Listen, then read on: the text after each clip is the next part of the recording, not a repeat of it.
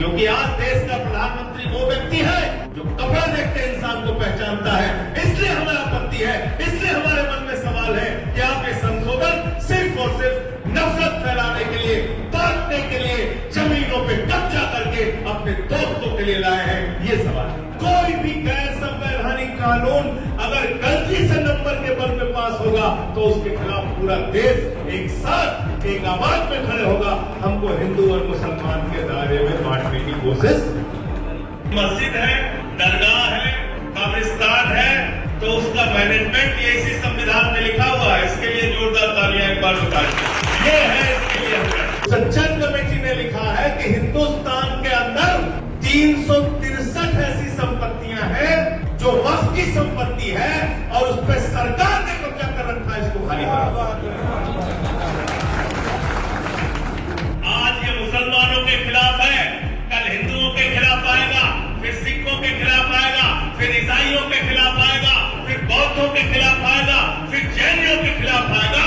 पता चला 90 साल पुराना मंदिर जैन धर्म वालों का यहाँ तोड़ दिया। वारिस तुम ही हो, कन्हैया तुम ही हो, मेरी जीवन नैया के खेवैया तुम ही हो, और रखना मेरी लाज है बन मुरारी, करूं वंदना जग के वारिस तुम्हारी। ये हिंदुस्तान है, इसको समझो।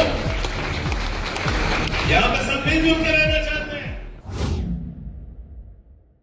वक्फ संशोधन कानून पर सियासतदान की तरफ से बहुत कुछ कहा गया है। बरेली से लेकर देवबंद और हैदराबाद तक मुस्लिम लीडरान को भी आपने बोलते सुना होगा, लेकिन मुसलमानों के बीच इस सुलगते मुद्दे पर आम आदमी पार्टी के नेता राज्यसभा के सांसद संजय सिंह ने जो कहा वो गजब ढाने वाला था। तब जब वो गुजरी रात मुंबई की मस्जिद बिलाल पहुंचे थे, जहां भीड़ और कुछ अहम शख्सियत की मौजूदगी में सुन्नी जमीयतुल उलमा के अध्यक्ष सैयद मोइनुद्दीन अशरफ मोइन मियां ने उनका इस्तकबाल किया।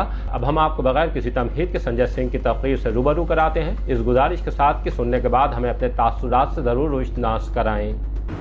ये वक्फ बिल जब आया और इसकी जेपीसी बनी तो उस जेपीसी के दौरान जो चर्चा हुई वो और उसके बाद जिस तरीके से ये बिल पास हुआ उसकी एक एक कहानी आपके सामने रखना चाहता हूं, और किस तरह से इस सरकार की मंशा क्या है वो आपको बताना चाहता हूं।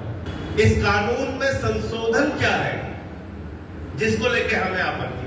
क्या हम हवाई विरोध कर रहे हैं? क्योंकि 1996 में भी वक्फ बिल का संशोधन पास हुआ, 2013 में भी वक्फ बिल का संशोधन पास हुआ, और 2013 में जो वक्फ बिल का संशोधन पास हुआ, एक सदन में शहनवाज हुसैन ने और दूसरे सदन में मुख्तार अब्बास नकवी ने, यानी कि भारतीय जनता पार्टी ने सपोर्ट करके उस बिल को पास किया। ये आपको जानकारी होना चाहिए। 96 में सबकी सहमति से संशोधन पास हुआ। आज क्या आपत्ति है? आज क्यों सवाल उठ रहा? क्यों मन में शंका पैदा होती है? क्योंकि आज देश का प्रधानमंत्री वो व्यक्ति है जो कपड़ा देखते इंसान को पहचानता है। इसलिए हमें आपत्ति है, इसलिए हमारे मन में सवाल है कि आप ये संशोधन सिर्फ और सिर्फ नफरत फैलाने के लिए, बांटने के लिए, जमीनों पे कब्जा करके अपने दोस्तों के लिए लाए हैं। ये सवाल है। धारा 25 और 26 संविधान की क्या कहती है? वो कहती है कि इस देश में जो भी व्यक्ति रह रहा है, जिस भी धर्म को वो मान्यता है, वो अपनी धार्मिक मान्यताओं के हिसाब से पूजा कर सकता है, अर्चना कर सकता है, उपासना कर सकता है, इबादत कर सकता है, प्रेयर कर सकता है, गुरु ग्रंथ साहब का पाठ कर सकता है। वो अपनी धार्मिक मान्यता के हिसाब से वो अपने धर्म का पालन कर सकता है। तो राज्यसभा में भी 95 वोट इस बिल के खिलाफ पड़े, जिसमें से 5-6 सिर्फ मुसलमान रहे होंगे, बाकी सारे के सारे गैर मुस्लिम थे। यह है हिंदुस्तान की खूबसूरती, यह है हिंदुस्तान की एकता। इसलिए हिंदुस्तान सेकुलर है, इसलिए हिंदुस्तान धर्मनिरपेक्ष है, और इसलिए इस देश के अंदर कोई भी गैर संवैधानिक कानून अगर गलती से नंबर के बल पे पास होगा तो उसके खिलाफ पूरा देश एक साथ एक आवाज में खड़े होगा। हमको हिंदू और मुसलमान के दायरे में बांटने की कोशिश नहीं करनी। लड़ाई इस बात की तो वक्फ बाय यूजर एक संपत्ति मान लीजिए मस्जिद के रूप में इस्तेमाल हो रही है, मदरसे के रूप में इस्तेमाल हो रही है, दरगाह के रूप में इस्तेमाल हो रही है, सैकड़ों साल से इस्तेमाल हो रही है, वो वक्फ बोर्ड में दर्ज भी है। अब आप कह रहे हो उसके कागजात लेके आओ, तो कागजात तो ऐसे बहुत सारे धार्मिक संस्थानों के नहीं मिलेंगे, कहां से रहेगा? 150-200 साल पहले का कागज कहां से लेके आएगा? कहां से वो कागज लेके आएगा? तो मैंने इनका एक कागज पकड़ा और मैं चाहता हूं ये सब कुछ मैं आपको दे दूंगा हजरत, ये सब आपके पास होना चाहिए। 2013 में जब संशोधन बिल पास हुआ, संशोधन बिल में एक बात ये भी लिखी थी कि वक्फ की जो संपत्तियां हैं वो ऑनलाइन होनी चाहिए। ये मोदी जी का ये कानून नहीं, 2013 के कानून कि इसका कंप्यूटराइज होना चाहिए, ये ऑनलाइन होनी चाहिए वक्फ की जो संपत्तियां, जो मैं समझता हूं कोई गलत बात नहीं, कोई गलत बात नहीं। तो मोदी जी आ गए 14 में, तो 14 से मोदी जी ने पूरी मेहनत शुरू कर दी और उन्होंने खूब मेहनत की और मेहनत करके एक एक राज्य की जो जमीन थी, बोले वक्फ की जमीन रजिस्टर करो, वक्फ की जमीन रजिस्टर करो, वक्फ की जमीन का रिकॉर्ड दो, वक्फ की जमीन को ऑनलाइन करना है, वक्फ की जमीन को ऑनलाइन करना है। तो 2019 में उस समय के केंद्रीय मंत्री मुख्तार अब्बास नकवी का बयान है, सारे लोग पढ़ लेना, मैं भेज दूंगा हजरत के पास। उन्होंने बयान दिया कि हिंदुस्तान की सारी वक्फ की संपत्ति 100% वक्फ की संपत्ति डिजिटाइज है, ऑनलाइन है, उसके सारे कागजात की जांच की जा चुकी है। फिर कागज किस लिए चाहिए तुम्हें?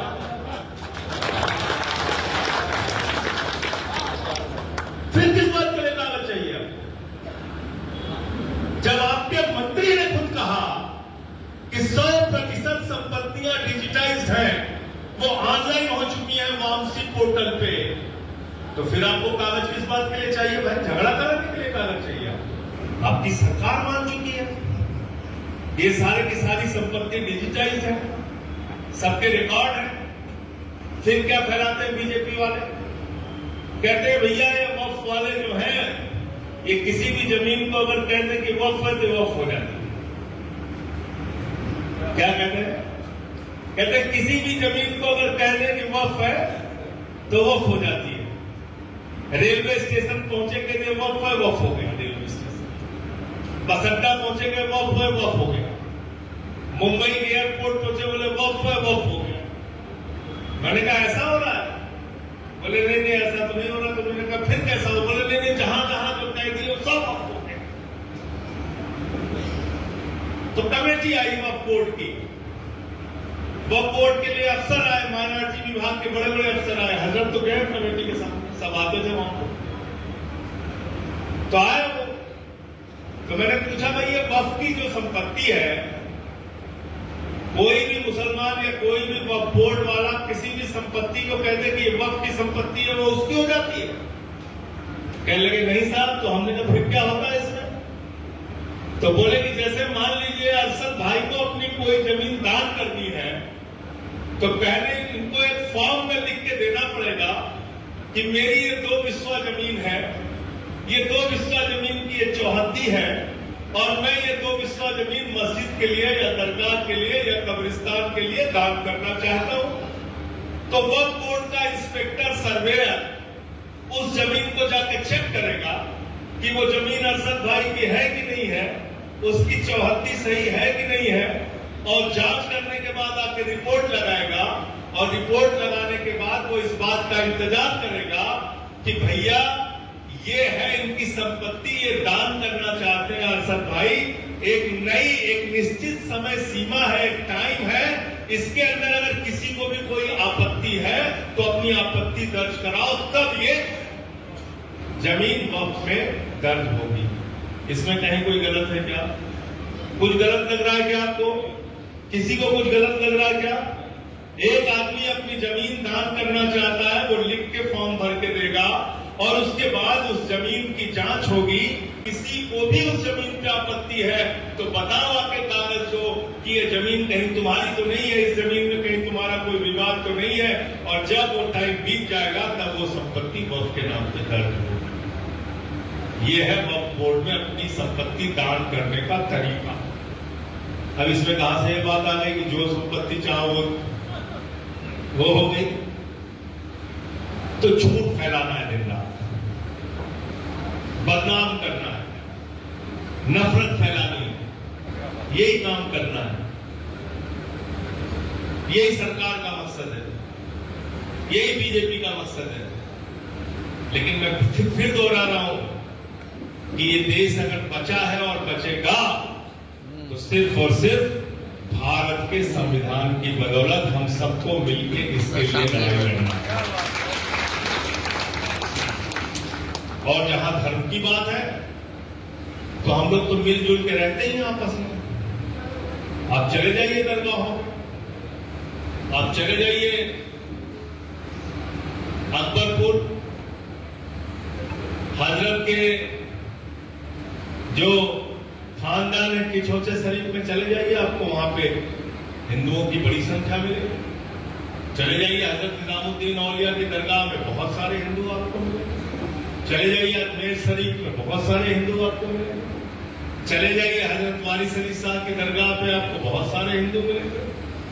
वहां जाते हैं हिंदू, उनका अपनी भावनाएं हैं, अपनी बातों को कहने का, अपने तरीके से पूजा अर्चना करने का दरगाहों पे जाते हैं। वो बाराबंकी की दरगाह में जाते हैं तो कहते हैं वारिस तुम ही हो, कन्हैया तुम ही हो, मेरी जीवन नैया के खेवैया तुम ही हो, और रखना मेरी लाज है बन मुरारी, करूं वंदना जग के वारिस तुम्हारी। ये हिंदुस्तान है, इसको समझो। यहां पर सब मिलजुल के रहना चाहते हैं। ये बात अपने दिल में बैठा लीजिए कि आप कोई भीख नहीं मांग रहे, आप बाबा साहब डॉक्टर भीमराव अम्बेडकर के द्वारा लिखे गए भारत के संविधान का हक मांग रहे हैं अपने लिए। ये बात अपने दिल और दिमाग में बैठा लीजिए, तब आपकी लड़ाई ज्यादा मजबूत होगी। और उसमें क्या लिखा है? उसी संविधान के अंदर लिखा हुआ है धारा 25 और 26 में कि हर धर्म के मानने वाले लोग अपनी धार्मिक संपत्तियों का प्रबंधन स्वयं से करेंगे। क्या लिखा हुआ है? अपने धार्मिक संपत्तियों का प्रबंधन स्वयं से करेंगे। यानी कि मस्जिद है, दरगाह है, कब्रिस्तान है, तो उसका मैनेजमेंट ये इसी संविधान में लिखा हुआ है। इसके लिए जोरदार तालियां एक बार बताइए। ये है इसके लिए हम लड़ते, इसके लिए हम लड़ते। इसमें लिखा हुआ, और मोदी जी अगर इनकार कर दे कि इसमें नहीं लिखा हुआ है, मैं अपनी लड़ाई पीछे ले लूंगा, लेकिन इसमें लिखा हुआ है। और इसमें सिर्फ मुसलमान के लिए भी नहीं लिखा हुआ है, इसमें हिंदू के लिए भी लिखा हुआ है, सिख के लिए भी लिखा हुआ है, ईसाई के लिए भी लिखा हुआ है, जैन के भी लिए लिखा हुआ है, बौद्ध के भी लिए लिखा हुआ है। किसी का भी हक माना जाएगा, हम सब मिलकर आवाज उठाएंगे। गलत तो नहीं कह रहा हूं, गलत तो नहीं कह रहा हूं। और मैंने पार्लियामेंट के अंदर कहा था, चिल्ला चिल्ला के कहा था, जेपीसी में भी कहा था कि किसी को खुश होने की जरूरत नहीं है इस वक्त कानून पे। मेरी बात को याद रखना, आज ये मुसलमानों के खिलाफ है, कल हिंदुओं के खिलाफ आएगा, फिर सिखों के खिलाफ आएगा, फिर ईसाइयों के खिलाफ आएगा, फिर बौद्धों के खिलाफ आएगा, फिर जैनियों के खिलाफ आएगा। पता चला 90 साल पुराना मंदिर जैन धर्म वालों का यहां तोड़ दिया। 90 साल पुराना मंदिर इसी मुंबई में तोड़ दिया गया। बौद्ध धर्म के मानने वाले लोग बोध गया में आंदोलन कर रहे हैं आंदोलन। तो किसी को भी खुश होने की जरूरत नहीं है, बात मैंने कहा था। तो पहली चीज तो आप सब लोग अपने दिमाग में रख लीजिए कि ये संविधान है जिसमें साफ तौर पे लिखा हुआ है कि आप अपनी धार्मिक मान्यताओं के हिसाब से इबादत कर सकते हैं, प्रेयर कर सकते हैं, पूजा कर सकते हैं, अर्चना कर सकते हैं, और अपनी धार्मिक मान्यताओं के हिसाब से जो आपकी संपत्तियां हैं उसका प्रबंधन कर सकते हैं। अब ये बात इसमें लिखी हुई है।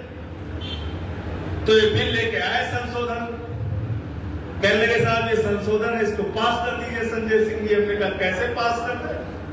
क्या लिखा हुआ है इसमें? कह रहे हैं इसमें लिखा हुआ है कि 5 साल तक जो मुसलमान प्रैक्टिसिंग मुसलमान होगा सिर्फ वही दान कर सकता है। अब दुनिया का पहला कानून मोदी जी लेके आए, पूरी दुनिया में पहला कानून मोदी जी लेके आए हैं। कह रहे हैं कि जो 5 साल तक मुस्लिम धर्म के सारे रीति रिवाजों का पालन करेगा सिर्फ वही दान कर सकता है। पढ़ा है कि नहीं? कितने लोगों ने पढ़ा इस चीज? पढ़ा है ना? इसमें लिखा हुआ है, नए संशोधन बिल में लिखा हुआ है। मैंने कहा भाई वक्फ के लिए हिंदुओं ने भी दान किया है, वक्फ के लिए मुसलमानों ने दान किया है, वक्फ के लिए सिखों ने भी दान किया है। पूरे दुनिया के जितने भी कानून आप पढ़ेंगे उसमें साफ तौर पे एक ही बात लिखी हुई है, आप अपनी संपत्ति को दान कर सकते हैं, आप अपनी मर्जी के मालिक हैं। अगर संपत्ति आपकी है तो आप उसको मस्जिद को दें, कब्रिस्तान को दें, दरगाह को दें, वो मंदिर के लिए दें, गुरुद्वारे के लिए दें। ये हक आपका है, किसी दूसरे आदमी का। गलत तो नहीं कह रहा हूं? और मान लीजिए कोई आदमी धर्म को नहीं मानता है, मैं तो एक और उदाहरण दे रहा हूं, कोई आदमी धर्म को नहीं भी मानता, नास्तिक है, क्या उसको भी दान करने से आप रोक सकते हैं? क्या विधायक रोक सकते हैं दान करने से? कोई धर्म को नहीं मानता उसको भी दान करने से आप नहीं रोक सकते। लेकिन आपने इस वक्फ संशोधन में लिख दिया कि साहब जो 5 साल तक मुस्लिम धर्म के रीति रिवाजों को मानेगा सिर्फ वही दान कर सकता है। मैंने कहा भैया ये पता कैसे करोगे? कैसे पता करोगे कि हमने 5 साल तक मुस्लिम धर्म के रीति रिवाजों का पालन किया कि नहीं किया? अमीन पटेल साहब ने 5 साल तक मुस्लिम धर्म के रीति रिवाजों का पालन किया कि नहीं किया, ये पता कैसे करेगा मोदी जी? इनके घर में सीसीटीवी कैमरा लगाएंगे, ये देखेंगे कि कितने वक्त की नमाज पढ़ते हैं, ये रोजा रहते हैं कि नहीं रहते, मस्जिद जाते हैं कि नहीं जाते, कैसे आप तय करोगे? इसलिए ये तय करने का हक किसी को नहीं है कि कौन धर्म का पालन कर रहा है या नहीं कर रहा है। जो मुस्लिम के घर में पैदा हुआ उसकी पहचान मुसलमान के रूप में है, जो हिंदू के घर में पैदा हुआ उसकी पहचान हिंदू के रूप में है, जो सिख के घर में पैदा हुआ उसकी पहचान सिख के रूप में है। आप कौन होते तय करने वाले? इन्होंने लिखा कि वक्फ बोर्ड में गैर मुस्लिम सदस्य हो सकता है। हमने कहा आप बताइए देश की किसी भी धर्म के अंदर, चाहे वो मंदिर की कमेटी हो, गुरुद्वारा की कमेटी हो, ईसाई धर्म के लोगों की कमेटी हो, उनके चर्चों की कमेटी हो, क्या आप गैर ईसाई को, गैर हिंदू को, गैर सिख को उनकी कमेटी में रख सकते हैं? बोले नहीं साहब नहीं रख सकते। तो हमने कहा यहां क्यों रख सकते हैं? इसलिए कि आपको झगड़ा करना है, आपको विवाद पैदा करना है, तो उसका विरोध किया। हमने कहा यह भी आपका बिल्कुल गलत तरीके से आप ये कानून लेके आए। तीसरी बात क्या, जो बार बार ये लोग कह रहे थे, मंत्री जी ने कहा, सबने कहा कि भाई वो सच्चर कमेटी की रिपोर्ट है, आपको पता नहीं है, उसने लिखा नहीं 12,000 करोड़ रुपए कमा सकते हैं। फिर मैंने हजरत मेहनत किया थोड़ा, मैंने पढ़ा वो सच्चर कमेटी की रिपोर्ट, मैंने वो सच्चर कमेटी की रिपोर्ट पढ़ा, और जब मैंने वो सच्चर कमेटी की रिपोर्ट पढ़ के पाल साहब की जो कमेटी अध्यक्षता में जो कमेटी थी जेपीसी के सामने रखा, तो एक भी भारतीय जनता पार्टी के सदस्य के मुंह से आवाज नहीं निकली, सबके मुंह में दही जम गया है। क्या लिखा है उस सच्चर कमेटी ने? उस सच्चर कमेटी ने लिखा है कि हिंदुस्तान के अंदर 363 ऐसी संपत्तियां हैं जो वक्फ की संपत्ति है और उस पर सरकार ने कब्जा कर रखा है, इसको खाली करो। तो मैंने कहा भैया इसमें तो ये लिखा हुआ है। कहने लगे हाँ लिखा हुआ है। हमने कहा ये लिखा हुआ है, साफ साफ पढ़ो। बोले हाँ लिखा हुआ है। हमने कहा पढ़ो तो इसको ठीक से। कहने लगे नहीं लिखा हुआ। अब जो लिखा हुआ है तो उससे कैसे मना करते? तो हमने कहा तुम अपने फायदे की चीज पढ़ते हो और जो उनके फायदे में जो बात लिखी हुई उसको आप नहीं पढ़ते हो। और मैंने कहा कमाई कैसे करेंगे, कैसे कमाई करेंगे? वक्फ में क्या आता है? मस्जिद आती है। वक्फ में क्या आता है? कब्रिस्तान आता है, वक्त में क्या आता है? दरगाह आती है। वक्त में क्या आता है? मदरसा आता है। तो मैंने कहा अब जो इमाम साहब लोग यहाँ पे बैठे हैं, ये टिकट लेके खड़े हो जाएंगे मस्जिद के सामने कि भाई मगरिब की नमाज का इतना टिकट है, ईसा की नमाज का इतना टिकट है, जोहर की नमाज का इतना टिकट है। टिकट लगेगा क्या मस्जिद में? टिकट लगेगा क्या? लगता है क्या? लगता है? तो आमदनी का जरिया कहां है? कब्रिस्तान में जाके मुर्दों से कहेंगे भाई उठिए उठिए, मोदी जी ने पैसा मांगा है, उठिए उठिए उठिए। कब्रिस्तान में पैसा वसूलोगे क्या? वसूलना है क्या पैसा कब्रिस्तान से? नहीं। मदरसे में भी अपने पास से ही लोग लगा के चलाते हैं किसी तरीके से। दरगाह में थोड़ी बहुत जो चढ़ावा चढ़ता है, उसके माध्यम से वहां की कमेटी उसके संचालन का काम करती है। तो आमदनी कहां से हो रही? और हर चीज में व्यापार क्यों खोज रहा है? हर चीज में धंधा, हर चीज में धंधा। धर्म के नाम पे धंधा मत करो। धर्म वालों को अपने धर्म का पालन करने दो। मोदी जी, आप ये धर्म के नाम पे धंधे की राजनीति बंद करो। फिर उसमें लिखा कि वक्फ बाय यूजर हम चेंज कर देंगे, यानी कि ये संपत्ति अगर वक्फ में दर्ज है। अच्छा, एक चीज और क्या फैलाते हैं भाजपाइयों ने फैलाया, कहने लगे साहब वक्फ के पास इतनी जमीन इतनी जमीन इतनी जमीन है कि 50 देशों के पास उतनी जमीन है। वक्फ के पास इतनी जमीन है कि 50 देशों के पास उतनी जमीन नहीं। तो हमने कितनी जमीन है? बोले 9 लाख एकड़ जमीन। तो 4 राज्यों का, सिर्फ 4 राज्यों का डाटा कपिल सिब्बल साहब ने पार्लियामेंट में रखा था। सिर्फ 4 राज्यों में 10 लाख एकड़ से ज्यादा जमीन मंदिरों के नाम पर दर्ज है, और पूरे देश में करीब करीब 24 लाख एकड़ से ज्यादा जमीन है। अभी ऑर्गेनाइजर ने लेख छाप दिया, जो संघ का मुख्य पत्र है, उस संघ के मुख्य पत्र ने लिखा कि भैया ये वक्फ वाला तो कानून बन गया किसी तरीके से, अब चर्चों का काम ठीक करना पड़ेगा। चर्च वालों के पास 17 लाख एकड़ जमीन है, जो मैंने पार्लियामेंट में कहा था। कह रहे चर्च वालों के पास 17 लाख एकड़ जमीन है। तो आप देखें इनकी मंशा क्या है। ये चाहते हैं दिन रात आप झगड़ा करते रहे, उलझे रहे, लड़ाई लड़ते रहे, लेकिन जो बात अमीन पटेल साहब ने कही और जो बात इस बाबा साहब के संविधान में लिखी हुई है, ये हिंदुस्तान है। और हिंदुस्तान की खूबसूरती ये है कि जब ये बिल आया तो 232 लोगों ने लोकसभा में इस बिल के खिलाफ वोट दिया, जिसमें सिर्फ 24 मुसलमान थे, बाकी सब हिंदू, सिख और ईसाई। ये हिंदुस्तान है। आप इस देश को बांट नहीं सकते, इस देश की एकता को, धर्मनिरपेक्षता को तोड़ नहीं सकते। आज 232 लोग अगर लोकसभा में खड़े हुए तो उसमें से 24 मुसलमान थे, बाकी सब गैर मुस्लिम थे जिन्होंने इस बिल के खिलाफ वोट दिया। इसलिए वोट दिया क्योंकि ये बाबा साहब के संविधान के खिलाफ है। बार बार मुसलमानों की देशभक्ति पे सवाल उठाना ठीक नहीं है। की घटना के बाद पूरा कश्मीर सड़कों पे आया उन आतंकवादियों के खिलाफ आवाज उठाने के लिए।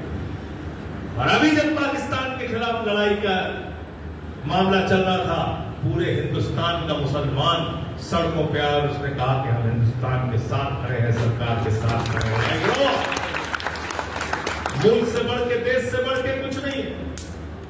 वालों की हिफाजत फरमाना, या अल्लाह हमारे मुल्क की हिफाजत करने वालों की हिफाजत फरमाना, या अल्लाह हमारे मुल्क की हिफाजत करने वालों की हिफाजत फरमाना, अल्लाह हमारे मुल्क के संविधान की हिफाजत फरमाना। अब देख रहे होगा कि आने वाली 20 तारीख को सुप्रीम कोर्ट के अंदर आने वाले वक्त में सुनवाई होने वाली है। द लीडर के लिए अमजद खान, मुंबई।